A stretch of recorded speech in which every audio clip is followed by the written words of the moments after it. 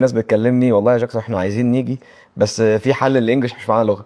وهو جاي، طب هو جاي هيعمل ايه؟ بالظبط. هيعيش هنا انا ازاي؟ دايما بقول له يعني انت كده كده دراسه اللغه دي هتفيدك اصلا. الحياه اليوميه هنا لما يدخل بنك، لما يبقى يسوق العربيه، لما يحصل مشكله بينه وبين واحد في التليفون هيحلها دي ازاي؟ حقيقه لا، ما هو برضه هنا بيحصل مشاكل زي اي بلد.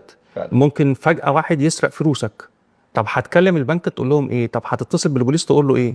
ما احنا لازم يبقى عندنا الحد الادنى عشان لما يحصل مشكله وحد فجاه يعمل هاكينج عليك، لازم تعرف تتخانق بالانجليزي. دي حقيقه لازم فعلا. تجيب حقك فعلا. بالانجليزي.